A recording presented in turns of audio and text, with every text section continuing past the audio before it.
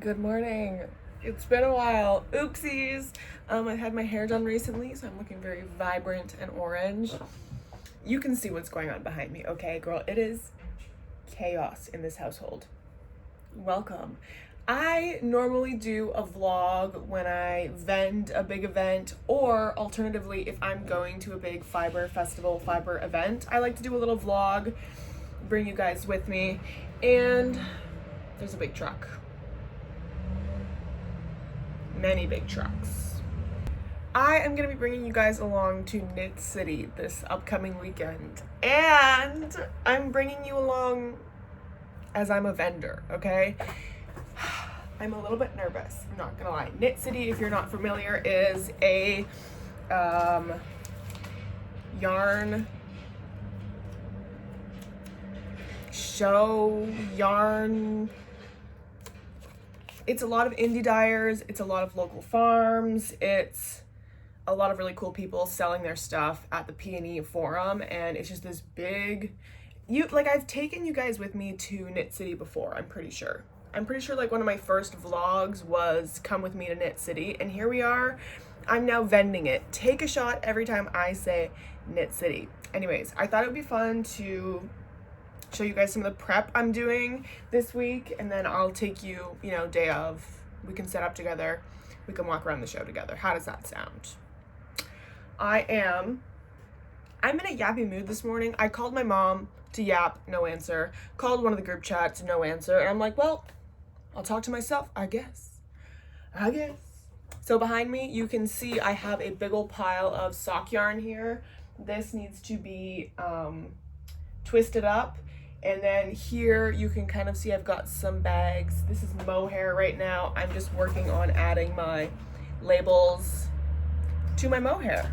So, very thrilling, very exciting. Loud trucks, come on. So I am just putting some tags and labels and everything on the mohair here. This is everything that's been all twisted up. Super freak, look at her, she's glowing. This yarn is such a freaky little color. So I'm just working on labels right now. My poor printer, I really put in some overtime on the printer. And then in the hallway, I have, these are my grid walls that I'll be bringing to the event. I pulled them out so I can pack them easily. But I'm also using them to dry some yarn on. Here we are in the hallway. This is more fingering yarn. I have labeled all of the drying spots because the bases I dye don't look that different besides the mohair, obviously. Okay, and then in the bathroom, welcome to my bathroom, I have some worsted weight here. The mohair I've already, actually no, there is mohair in here, so I should grab that. This is space aged. I haven't dyed space aged on yarn yet. It's only ever been on fiber, so I'm gonna grab that actually. That can come with me. And then, I have worsted weight drying in here. This is all dry. I just need to twist it up. Let's go lesbians behind the door. And then out here, guys, it's messy. It's messy, I warned you. This is what my kitchen looks like when I've been dyeing for a week straight, but I have fiber here that's drying. I need to redo these two radioactive, there's a little bug in there. Girl, get out of here. A little flying insect that got caught in there. I need to re-dye these. They look very pastel. Okay, that part's not pastel. There is, some pastel spots, which I don't fuck with. The yarn is called radioactive, so I'm gonna re-dye those two. This is all worsted weight drying here, and then all of this fiber is drying away. I've got two little pathetic fans out here drying away. So I did some Potion, Starry Night, Hydrangea, Let's Go Lesbian, Spaced Aged, Fairy Floss. And there's some Love Bug down here looking very bright. It's a mess, but this is always what it looks like in my place leading up to a event. I did end up dyeing technically 3 new colors for Knit City. Not like Knit City exclusives, I just wanted to have some new colorways. So this is Space Aged. It's a variegated, purpley, pinky blue colorway. Not showing this off very well at all, but Space Aged. Previously I'd only ever dyed on BFL fiber, and now I have it on a few different yarn bases and restocked on the fiber. Ooh, what else did I do? I did Fairy Floss, which was actually a colorway that I did on fiber to begin with. I love to test a new colorway on some fiber. Here she is. And then I did this on, let's see, do I have any within arm's reach? Yes, I have it. You can see it on mohair. I did this colorway on mohair, pastel pinky purple, some very autumnal orangey yellowy kind of colors. There's like a little bit of a swampier like mustard color in there. The lighting's not great from this angle, but you know.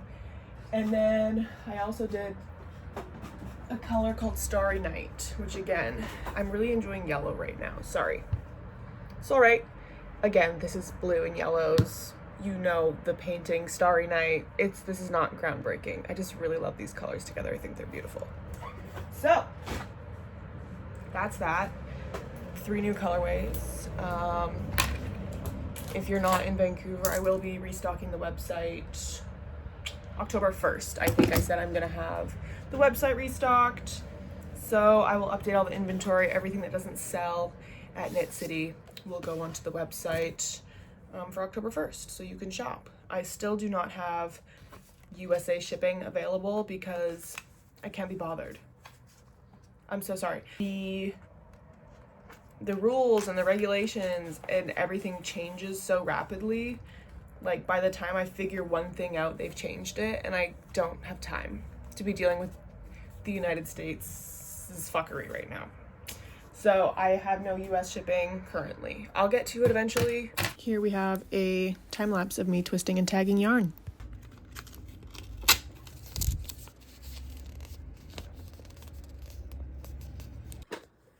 Just organized this bin. How satisfying. I just had to organize all of these lock packets. They were just like chaos in here. So everything is looking much better.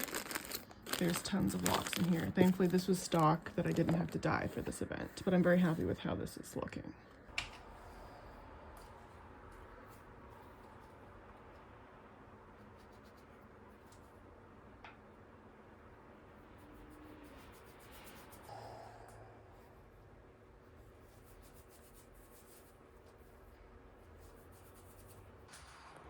I brought the drying rack inside.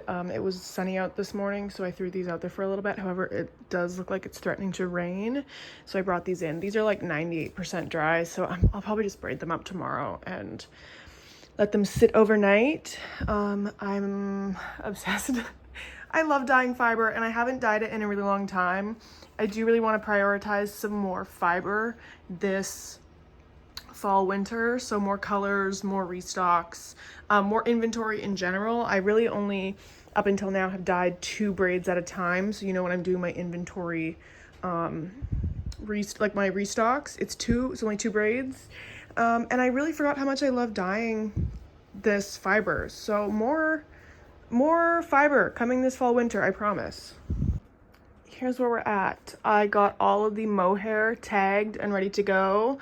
I'm just going through the last of the fingering weight, getting that all tagged up. I need to take some product shots of Fairy Floss and Starry Night, which sucks. I really wish I did that before I twisted them all up, but whatever, I'll just untwist some.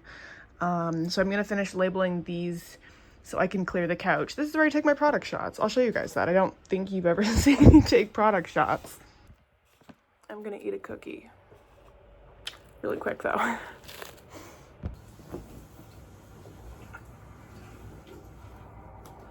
nothing down here, at least not in my hallway.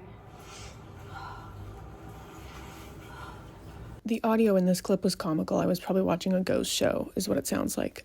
So let's just mute that, do a voiceover. I like to lay my skeins out kind of flat and open And that way you can kind of see more of the color of the skein when it's like laid out, busted open, if you will. And then just getting my sad little Amazon ring light angled correctly. And yeah, that's how I do it.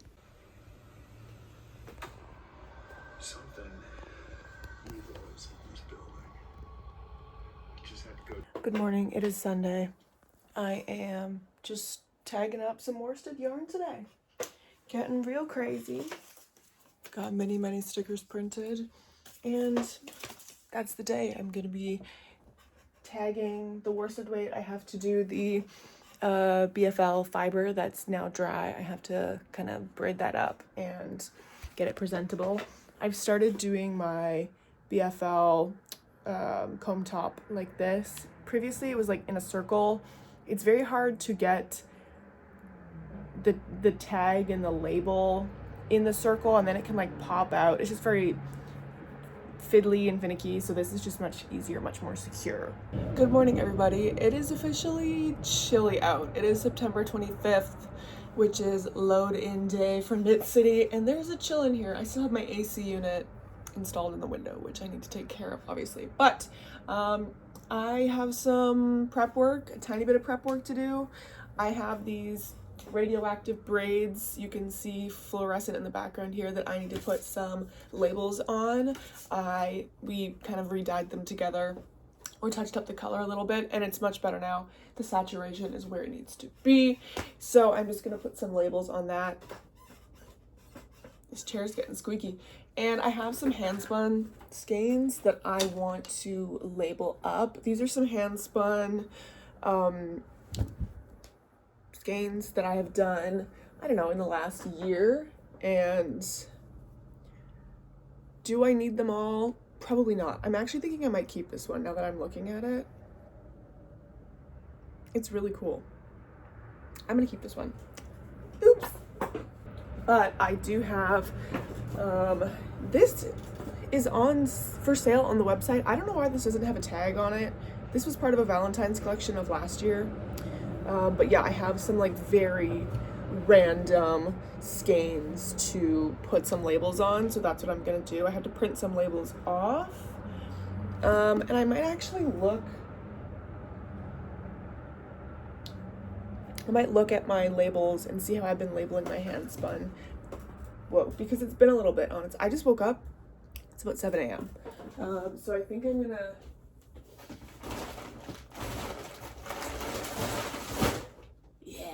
I didn't think that was gonna work actually, because I did.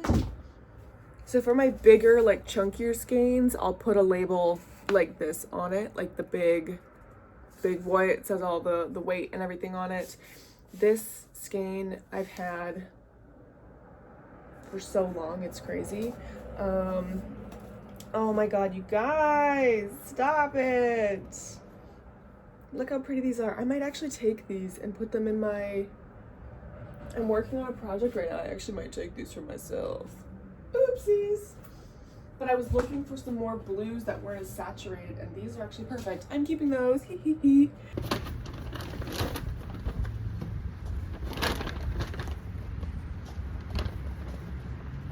This doesn't even have a lid on it. That is concerning. Found the lid. Thank God.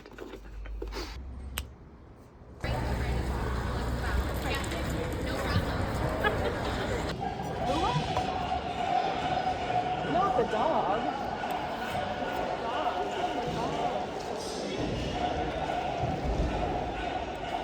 I brought a steamer, maybe. Oh, I'm happy with that.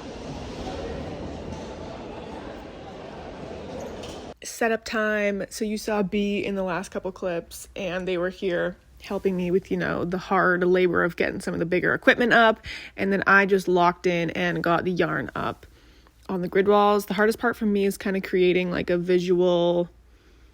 I need some sort of flow between the colors. You know, my brand is very bright, very in your face, so I try and pair colors beside each other that could go together, just so it's not, you know, a lot on the eyes.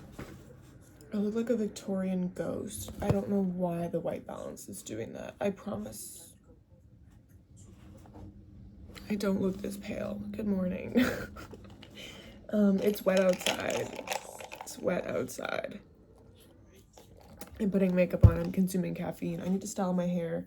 I don't know, I woke up and I looked like I got electrocuted. I kind of wet it down and it's dried now, but anyways, I'm getting ready.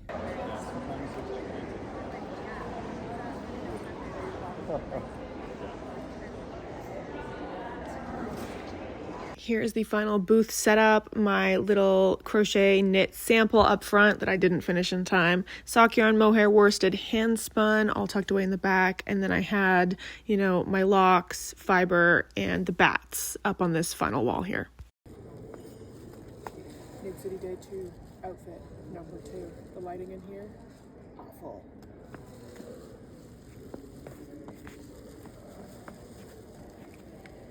Good morning, friends. It is day 2. Did I take any footage day 1? No, it was so busy. It's 8:30. We have half an hour until doors open for day 2. Let's do a little stroll around, okay? Just a quick one. This sample right here just makes me want to get into knitting. Are you seeing this? Wow. This is by Eureka. She's such a sweetheart. She's got a yarn store in Granville Island. This year Knit City did like a little emerging makers row of vendors. These are just like discounted tables, like smaller tables. Everything else is like a 10 by 10 booth, or like there's like a 40 by 40 booth. Like, some of these are crazy, but these are just like little tables for newer makers, which is cute. Sheepy over here, not to sound like a freak or anything. No, but it's good.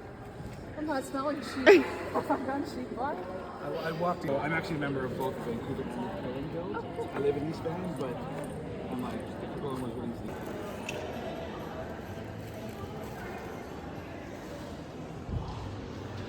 Knitting Lounge, sponsored by Sweet Georgia. They do this every year. Just like kind of a big area where you can hang out. They do like spinning demos and stuff, weaving demos. It's really cool, actually. Hi, good morning. It's a few weeks after Knit City. I'm not gonna lie, we're a few weeks out and it's messy back here. Okay, I'm having kind of a lazy day. I'm just down here sewing some buttons onto my stripy cardigan by Loopy Studio. So if you see me kind of like fiddling down here, I'm just doing some sewing on some buttons. So it's been a few weeks since Knit City, and I do normally like to try and get my Knit City or my event vlogs out, you know, as quick as possible, because a lot of you guys aren't local to where I am, and it's nice to just have the event vlog up as quickly as possible so you guys can enjoy it while it's still kind of relevant, right? But I truthfully had a really shitty time at Knit City, and I wanted time to like marinate in my experiences, and I also was communicating with the event coordinators because it was awful. It was awful. This was the most homophobic and transphobic crowd I have ever experienced in my life. JackassCollective is 3 years old, ? And I've vended a lot of events, okay? I've been doing markets. I have been out in the public eye with my brand and my product for years now, right? This was the worst crowd I've ever experienced, hands down. This event made me heavily consider never doing another in-person event ever again. And I am still really struggling with actually wanting to vend in person again because of this event. So, with that being said, I guess let's talk about the homophobes and the transphobes. Saturday, so this is a 2-day event, Saturday, Sunday.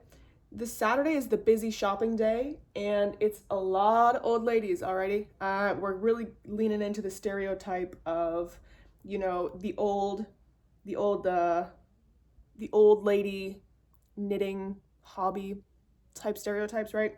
There was a lot of old biddies in on Saturday, and there was a lot of, so if you don't know, I have a colorway that's called Let's Go Lesbians, and it is pinks and oranges, and it's loosely kind of inspired by the lesbian pride flag, and it's called Let's Go Lesbians as, you know, kind of like a love letter to all the lesbians that came before me. all of the lesbians that fought for the rights that I have. And it's also, you know, a meme, right? Let's go lesbians. You know the one, right? So that yarn, these scissors, I'm fucking dull as hell. This isn't even cutting this thread. That yarn was at the end of my display, okay? Very visible as you're walking by, like as you're walking down the corridor that I'm in at this event. And a lot of people stopped in because they were gravitated to that yarn. And that yarn, love her to death. However, I had so many comments of people saying, you know, there was a range of reactions. You know, some people would look at it, read the label, and kind of like look like shocked and like put it back and just hurry away. I had some people like look at it and like scoff, look at it and show their friend and laugh. I had some people ask me, why would you call it that? Why would you put lesbian on there? Why would you use that? Just acting like it's a dirty word. I had people try and confront me about using the word lesbian. Well, you know, why would you put that on here? People are going to think you're a lesbian if you're using that word. Keep in mind, they came into my booth. They came into my booth and looked at me and said that with their full chest. Crazy behavior. I experienced freaky comments. Someone grabbed me in the bathroom lineup. No matter what bathroom I used, I had someone make a comment to me or talk about me behind my back as if we're not in like this cement hallwayed area that echoes like crazy. I, in one day, have never experienced more homophobia or transphobia. Okay, that was the weekend. That was the Saturday. And I went home on Saturday night. I got in my car and I cried the entire drive home. I didn't even want to go on Sunday. I wanted to come in on Sunday, throw drop cloth like over my whole booth and go home. That's what I wanted to do on the Sunday. But I was talking to, you know, I went in Sunday morning and I was talking to I was calling them my fibre moms, that, you know, they've been doing the business a lot longer than me, and they were kind of hyping me up like, well, you know, you've worked so hard to get your stuff here and you're already here, like just do the day. Sunday's a much more chill day. So Sunday was whatever. I emailed the event organizers, right? Probably a week or so, maybe a week and a half after Knit City. And I said, hey, they sent us like a vendor survey, like a survey, right? Like, how was your experience vending at this event? How was it? What would you improve? Blah, blah, blah. I often get a survey from event organizers after doing their event, right? And so I just sent them an email and I said, hey, you know, I saw your survey. I just thought it'd be best to email you so I can accurately cover what happened. And I gave them a rundown and I said, this is what the fuck happened at your event Saturday and Sunday. I got hate crimed is what the fuck happened. And the response was interesting. I'm not going to put screenshots. I'm just going to paraphrase, but I essentially sent them an email and said, hey, this is what happened. And in my, like, you know, conclusion sentence of the email, I said, hey, you know, what are you going to do going forward to protect other LGBTQIA plus vendors, or even just people that are coming through to shop? What are you doing to protect these people? And they responded to me and said, hey, you know, thanks for bringing this to our attention. We used to have a statement of inclusivity on our website, but it's gone. And this is a great reminder that we need to put it back up. Huh? And I didn't even reply to the email. Because at this point, you've pissed me off. You've put me in potential danger. You allowed bigots into your event to beat on me for 2 days straight. Verbally beat on me for 2 days straight. And now you want to come into my fucking emails and say, well, oopsies, we had a statement of inclusivity, but it's gone. And, you know, maybe we'll put it back up. Get the fuck out of my face. I'm not doing this anymore. Like, this event is expensive to attend as a vendor, and the amount of prep that I put into it, like, this was the most exhausting weekend I've ever had in the 3 years of being Jackass Collective, right?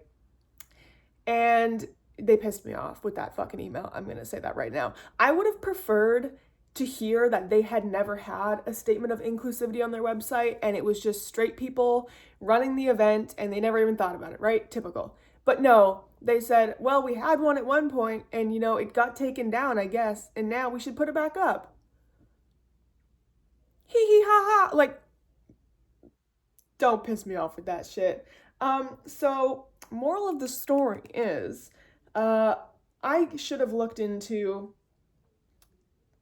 the event more, I guess, before I spent $900 to vend there. But that's on them. That's on them for that. I'm not gonna put that on me. That's a them problem for letting these bigots into the space. And I just was having a hard time, like, do I want to include this in the YouTube video? Because that weekend was already so mentally and physically exhausting. And now I have all of this YouTube footage. And even as I'm editing this video, you can see how excited I am Friday during load-in, you know, with B, and we're so happy to be putting everything up and just giggling and having fun. And then you can see the energy drop. You can see the energy drop on the Sunday when I'm filming the clips and I'm walking around. This event was so draining, and I had to then make the decision of, okay, do I even want to email these event organizers and say what happened? And I decided yes, because queer people shouldn't be alienated from spaces, okay? Because these old fucks, these boomers, can't educate themselves. And I was just thinking about, you know, other queer, other trans vendors who might want to do this event in the future, and I would feel really shitty if I had this experience and didn't talk about it and potentially prevent this from happening for someone else, someone younger than me, someone newer to, you know, the fibre scene than me. Because yeah, it was shitty, but at the end of the day, like, my community in general is very gay, okay? My following is largely queer or allies, right? So yes, it was a shitty weekend, but I can bounce back and whatever. I didn't want something like that to happen to, like, someone younger, someone newer, and just have it fucking ruin them, okay? Or potentially be in physical danger, because I was physically grabbed in a bathroom. That's crazy. And I had to make the decision of, like, do I even want to talk about it in my YouTube video? Because again, I've already taken up so much emotional labor and physical labor and shit to get this event, just to get me to this event. And I was like, no, I'm going to talk about it, because going forward, I'm not even going to shop there. Are you fucking kidding me? I don't want to spend my money there, and I don't want to go back there, which sucks, because it is a really fun, sorry, I'm just trying to get this knot in, and this thread is really short. It really sucks because it is a fun event, and I get to see so many of my fiber friends who run businesses I love, that I love to talk about and I love to show off to you guys. And it's an event where I get to see so many of you in person. It's crazy. And I guess I'll segue into saying, normally when I do in-person events, the most fun part is I get to see people that follow me on YouTube, that follow me on Instagram, that have been watching my content for years, that have been, you know, watching me dye all this stuff for years, and they get to see it in person. We get to chat, we get to yap. I love getting to meet you guys. It is so much fun, right? And normally those interactions will outweigh the bad ones, right? Because I'm autistic, all right? Doing in-person events is just draining no matter what. However, if I get to see a bunch of you guys, and, you know, you guys get to touch the yarn and you get to show me what you're working on or what you're buying yarn for, whatever it is, right? It's so much fun to see y'all in person. That always outweighs the bad interactions I have. However, in Knit City, the bad, the shitty, the homophobic, the transphobic interactions outweighed the good ones. And that's where I'm like, Nah, nah. So yeah, that was my Knit City weekend, and that's really all I have to say. Thank you guys who came to say hi, who bought yarn, who showed me what you're working on, what you're buying yarn for. I had so much fun chatting with you guys. I got to see so many other creators on YouTube that I watch and chat with them. It is a fun weekend in terms of being social and seeing you guys and, my other fiber friends that run their businesses, right? That's always fun and fresh. So thanks to everyone that said hey. I don't really know what else to say. I don't really know what else to say, honestly. That was the vlog, and that was my experience. And I'm not telling you what to do with this information. I just want to give you this information. And yeah, thank you guys for watching this vlog. Kind of sucks that this is the conclusion, the ending, the outro. But it is what it is, I guess. And thanks for being here. Thanks for being queer. Love ya. See you for the make-along. If you haven't checked out the make-along video, the Jackass Collective Jester make-along, which is going to start November 1st, go check out that video. Get plotting, get scheming. We're going to be up to some shenanigans, and I'm really excited for it. And yeah, thanks for watching. Bye.